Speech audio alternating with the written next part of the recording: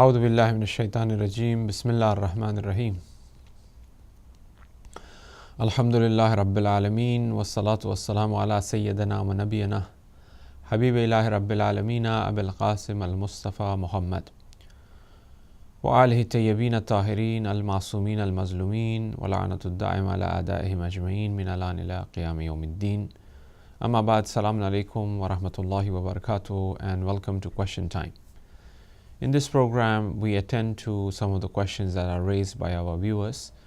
And as you may be following us, or if you were not, I just would like to inform you that this Question Time program is focusing upon the Islamic family law. And repeated earlier as well that the importance of familiarizing, understanding the Islamic family law within our communities is quite dramatic, it's quite important. Unfortunately, the lack of understanding of the family law, the lack of knowledge of the family law have led our communities to blunders, to great dangers, and extended to the extent of oppressing those people who are unaware of the family law, and furthermore utilizing and using the name of Islam in order to do so. So we initiated this program and we started looking at the Islamic family law, and we realized that there were loads of doubts and questions being raised. And after discussing the issues in regards to marriage, then after that divorce, child custody, and we have reached to discuss inheritance. As we said that a family law initiates, or the reason of a family law is a marriage itself, because once the marriage is performed, or once the marriage have materialized, after marriage being materialized, then only the family law will come into play. So we discussed marriage first, the importance of the meher and how it is paid, so on and so forth, and also after that the divorce, after that the child custody, and finally inheritance. We said that last time we promised that we will be looking into these groups of inheritance. Like, for example, if a person dies, his inheritance is divided into three categories or three groups. These are very important issues, and then we'll go one by one. I know it's a bit of a dry subject, however it is quite important to really pay attention to, and we will not go into nitty-gritty of it because it might not be that charming or that attractive to really discuss on a television, because we will just briefly mention these groups, and if there be any minute detail or discussion, that could be referred to the local scholar, to the local lawyer. They would be able to take care of that. The reason, as we said, is to familiarize the communities in regards to the family law, number one, and number two, it is also to be aware and to realize that how precise the Islamic family law or Islamic law is, that it has even given the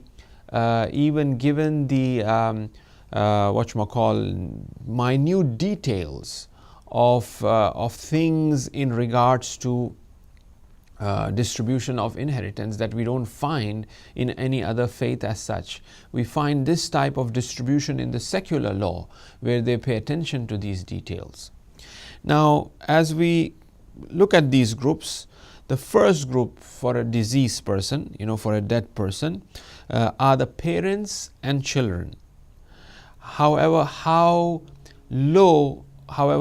much of a descent these children tend to have. What do I mean by that?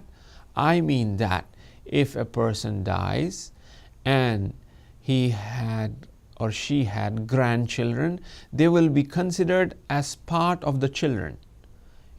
If a person dies and his son is already dead, for instance, but his son have children or his daughter have children, for example, they will be part of this first group, or great grandchildren even, for example, they will be part of this first group. And same applies for the parents as well.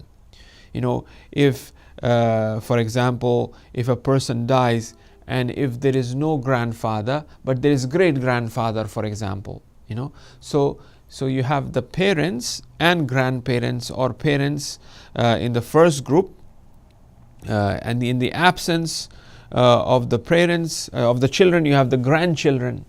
It's not like if there is grandchildren and also children, then the grandchildren also inherit from the deceased. No, if there is children, there is children.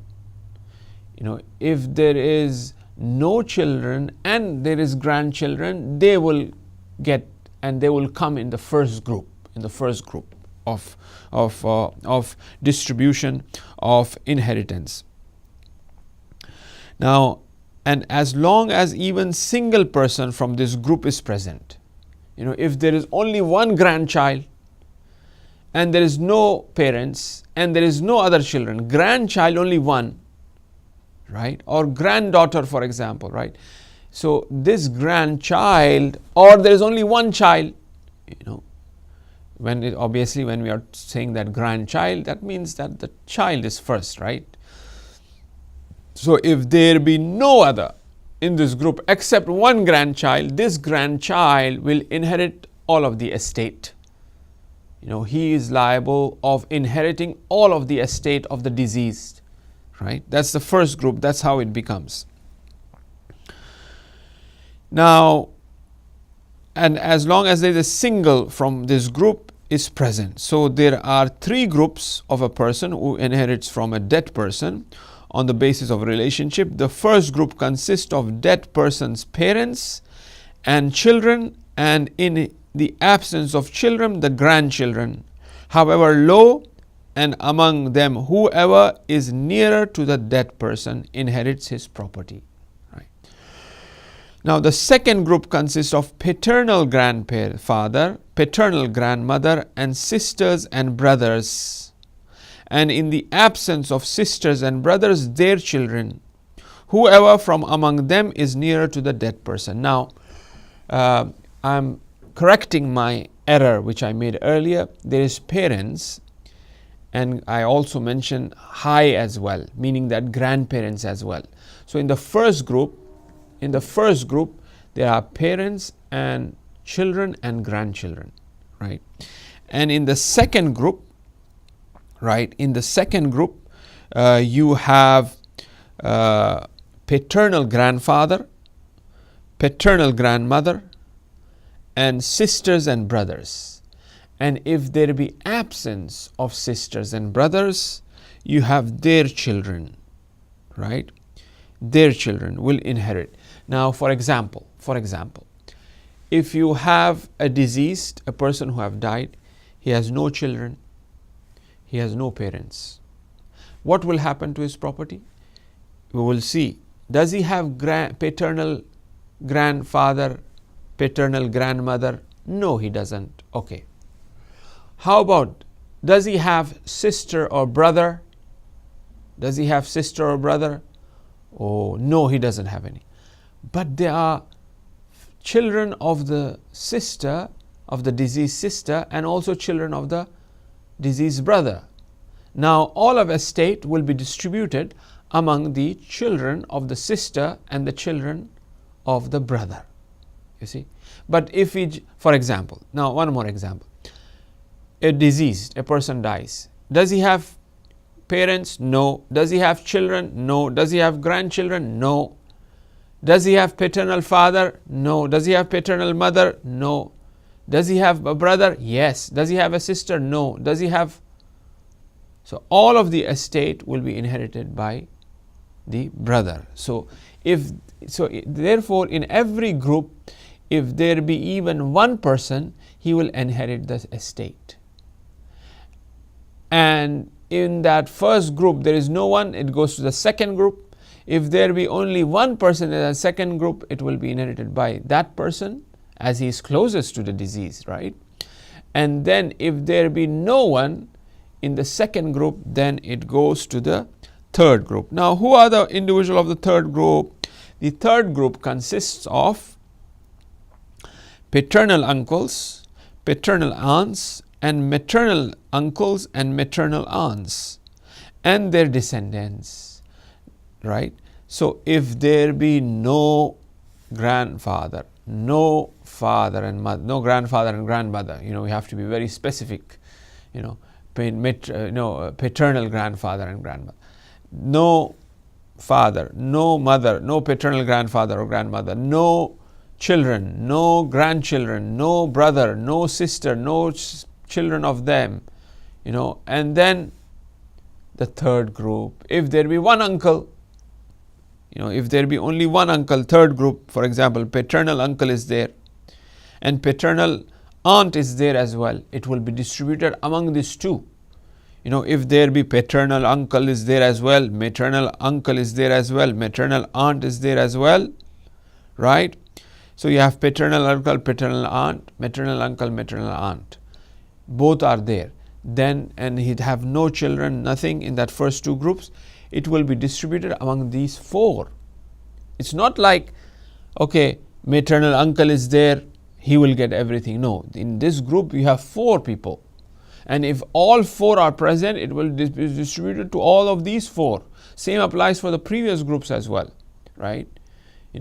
So it will be distributed according to the nisab, according to the criteria or category, how much the daughter will get, how much the, for example, the son will get, how much the parents will get, right? So this is the three groups which we promised last week to mention. Now I will repeat one more time as a principle very briefly.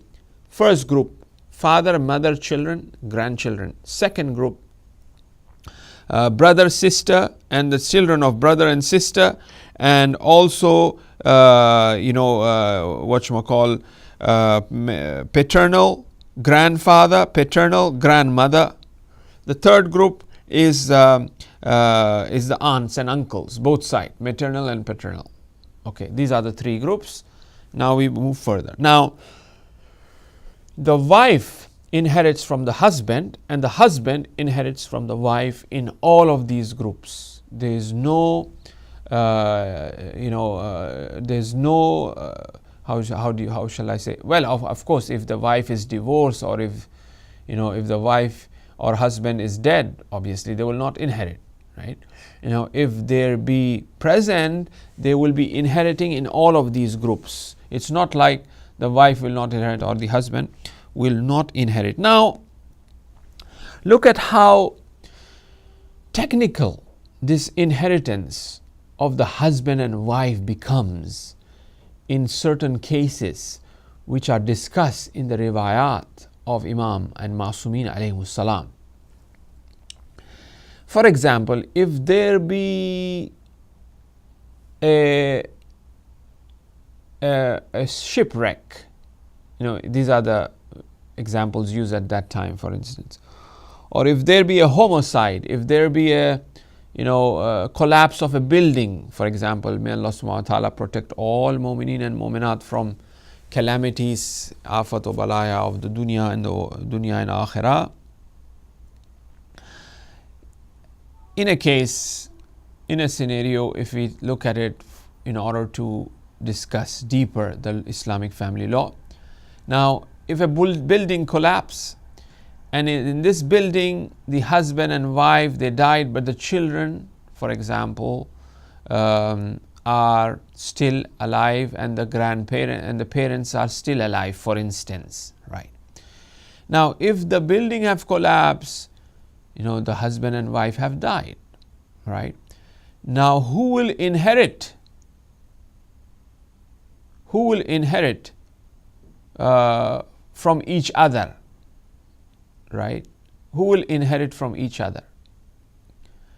Now, the rule is that whose body is taken out of the shore or sea or ocean, these are the examples in the olden days. If the ship is wrecked, that person whose body have been taken out first, his property will be distributed to the other one, because the other one's body has not been extracted. So this means that the other person who have died, he has died later.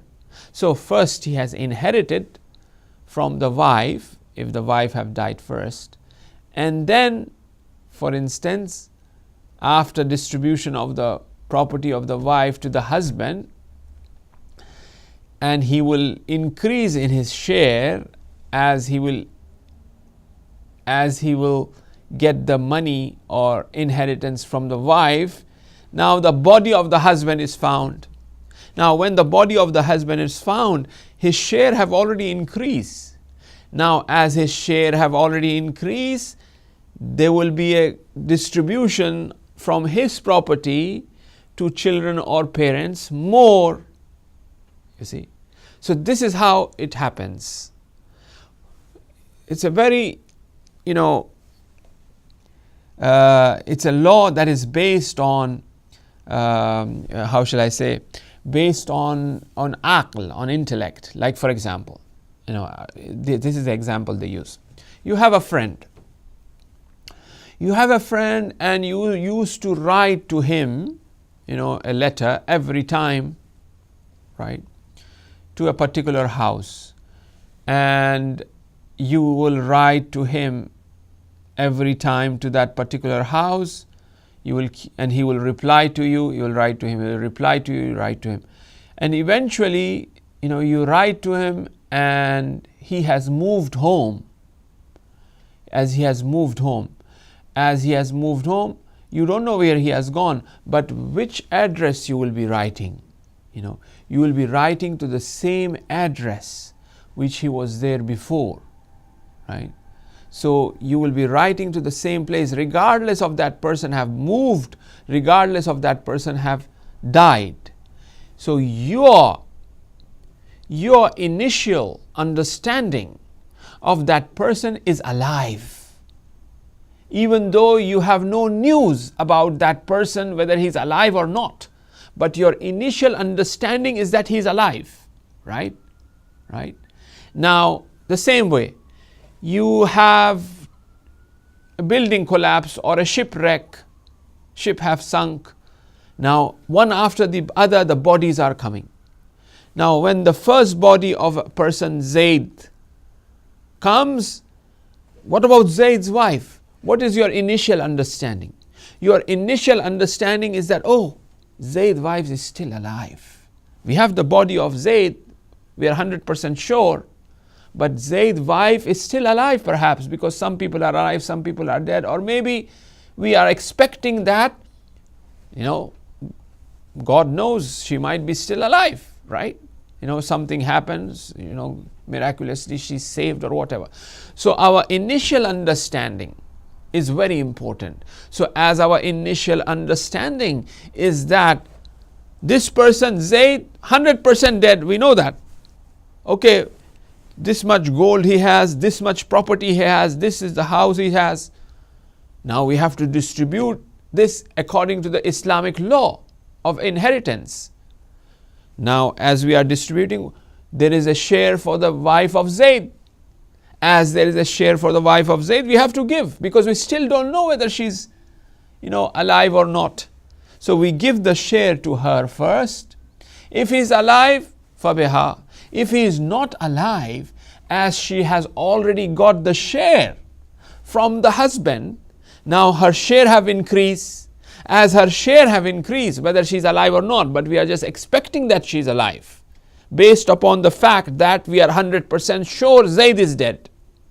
So based upon that fact, as her share have increased, obviously the parents of Zayd's wife will inherit from that, because we said the father have the share, the parents have the share, and the parents of Zayd will inherit less, because this share have already gone to that side, you see, right? So that sort of precise detail is paid in the law of inheritance. Islam tend to pay attention to these minute details, right?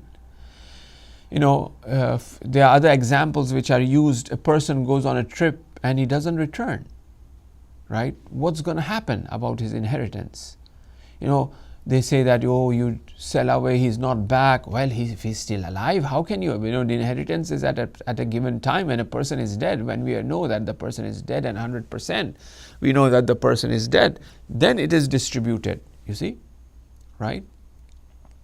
So, the Hakim Ashar, the ruling of the Hakim Ashar means that ultimate marja, or the Islamic Qadi, or the lawyer, well expert, he has to intervene, and he has to send a team to investigate. For example, the person disappear in Iraq, the person disappear in India, for instance. He has gone on a business trip from the Islamic country in those times, for instance. The Hakim, when the children go and complain to the Hakim Ashar that, okay, we have this property and we want to distribute, they are troubling us, so on, and parents and on, so on and so forth, or we are in need of it, and what can we do? The Hakim Ashar will send a team to investigate, or ask the network that he has. Now, after investigating for months, the Hakim Ashar would say that, okay, the property of this person, as we cannot find him, can be distributed.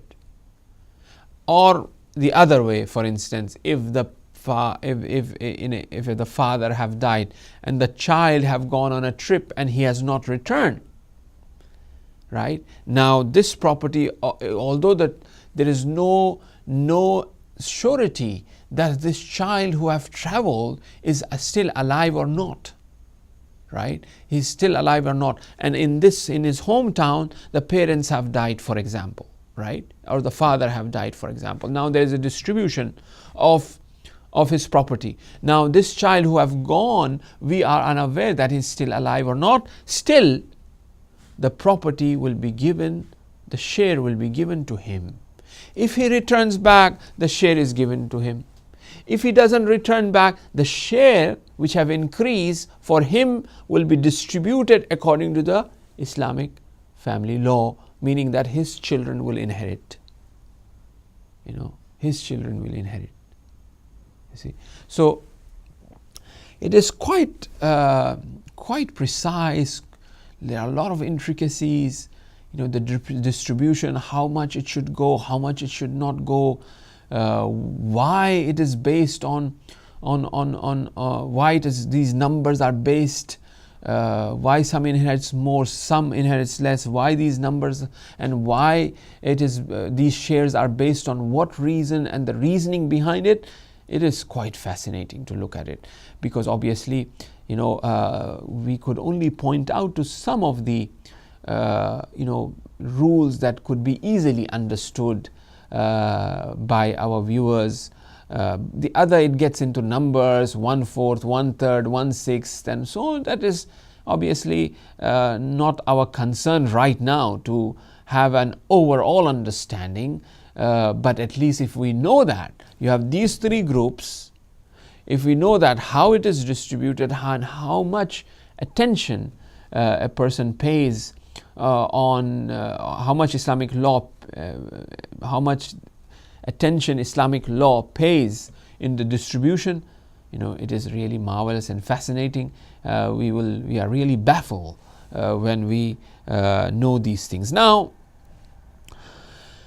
going back onto another ruling which is very, very important in the Islamic family law, is the ruling of wasiyat. As we said that after inheritance, we will look at wasiyat as well, the will, Islamic will, which is quite important, and it is wajib, as they say, to make a will, it is a wajib on every person, right?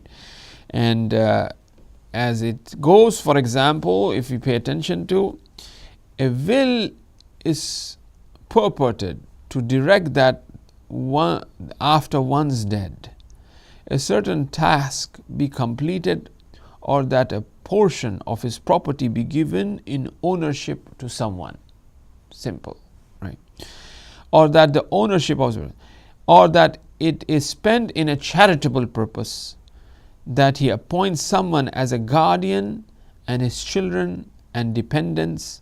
A person who is to give effect to a will is called the executor. So you have the will, which is wasiya, and then you have the one who is, for example, wasi. The one who carries out is the wasi. You have the will and the wasi.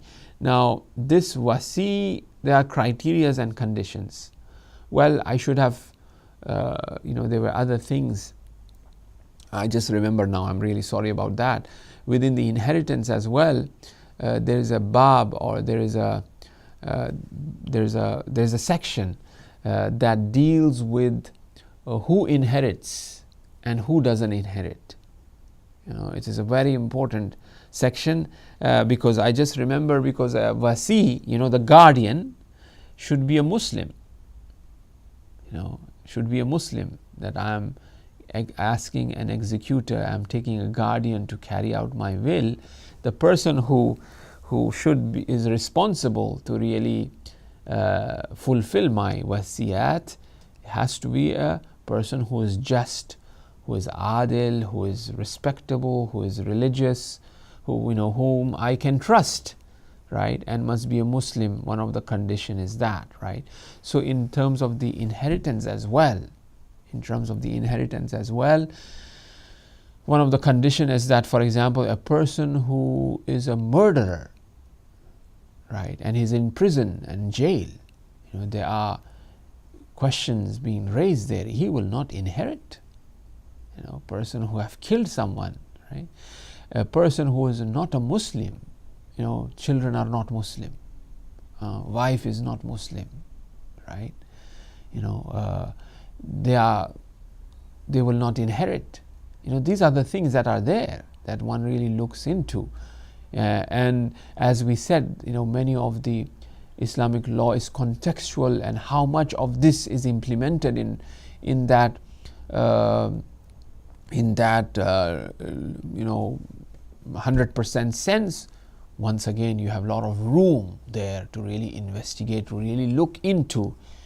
For example, if you have a person who is majnoon, dumb, who is majnoon, who is not in the senses, will he inherit? For example, these are the groups and categories that one pays attention, even in the discussions of inheritance. Now, as we already started wasiyat, because the time is not really on our side today, because the time is running out, I'll just quickly and briefly go into making what are the rules of wasiyat. Now, obviously, bulugh, that is another thing, that a child who is not baligh, will he inherit? Yes, he will inherit, but will he have the right to spend the property or not? Obviously, he is not baligh. Can he make a transaction or not?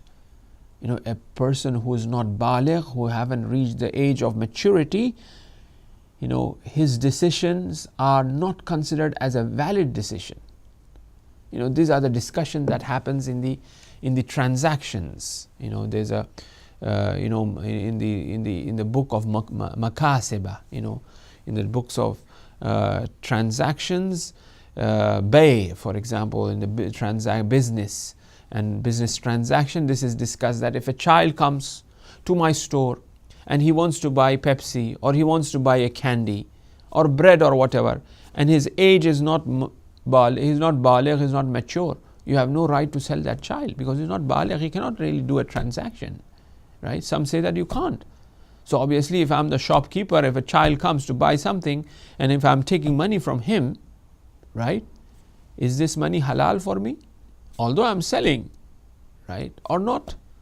Am I taking the right, do I have this money is rightful, halal or not for me? Okay, there's a discussion. They say that no, the child must be baligh in order to do a transaction, even if that be a chocolate or a bubble gum or a coke, right? What about that child? He is drinking that Coke or he's eating that. Is that halal for him to drink or not? Right? So these are the very minute issues that our Maraji and the Islamic law pays attention to, that we are unaware of, right? And we are first to really criticize Islam. Oh, what is Islam? Baba, it is a canon of law. If one really pays attention to and live according to the laws of Islam, there will be justice. I buy something. What are the rules of, the policy, the return policy? 30 days guarantee, as we say. We say that, look at this. There are so much of, laws that are good for the customers. You can return, you can buy anything, well, all of these laws are discussed in Islam as well, right? What is the return policy? When can you return? When can you not return? When can you, come out of a contract that is there? But we don't really pay attention to these things, And if we do, then there will be a lot of barakah and blessing. Apart from the buyer and the seller, the person who's making a will and the person who's carrying out the will, right? Apart from the worldly benefit that they would have, there will be ukhravi benefit. There will be benefit in the hereafter for implementing the Islamic law. I remember when we were doing law in Qom, when we were studying, our teachers used to say that before the shopkeepers, in the morning when they open the stores at 8 o'clock, the shopkeepers will discuss makasib, bay, business transactions from the Islamic point of view after Fajr prayer. They are not students, like how today, but obviously today you don't have that. In Qum and Najaf, for example, the shopkeepers, the shops that they have, whether it be around Haram or wherever, they would come and discuss this. Because we are talking about kasb halal here. We are talking about owning something that is halal. And the effect of halal money and haram money on the spirituality of insan is really fascinating and amazing. We are at a time where everything is shubhanak, meaning that is shubha, it's doubtful. What are we earning? Is it really very, it could be, we could say that is, inshallah it's halal, but if one wants to really pay attention to reach that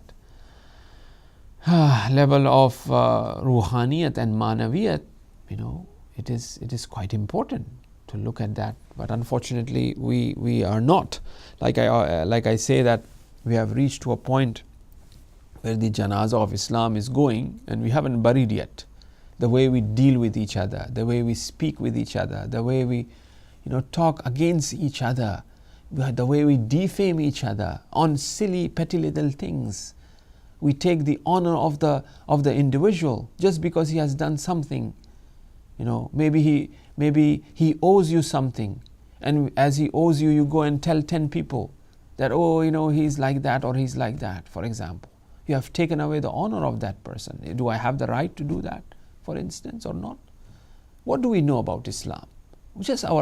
We call ourselves as Muslims. We just wear a turban, we wear a abba, and we look like a spiritual or Maulana or whatever. But what about our akhlaq, the way we are behaving, the way this party against that party, the insecurities that we have in our community? One Maulana is insecure with other Maulana, he talks against him, for example. Or one business person is insecure with other business person. Status, why the children are studying medicine, my children are not studying medicine. These people, I don't know where they get the money from, how they are paying their medical school, why he's driving that car, why is he living in that house. Where have we reached? Are we really preparing ourselves for Imam Zaman? Are we ready for the Imam? I'm including myself in this. somebody got to speak about these things. This is what's going on, unfortunately, right? We have fallen, and the shaitan is dividing us more, and the waswasa, the whispers of shaitan have multiplied. WhatsApp, just one message, one picture, right? It destroys the whole reputation. And not only is destroyed the reputation, that act, which was a bad act and committed in private and nobody knew about it, now this act have been publicized in public. Now this act which has been publicized in public itself, people become immune to that act. It's okay. People will be, like for example, killing. If one person died, the heart used to beat.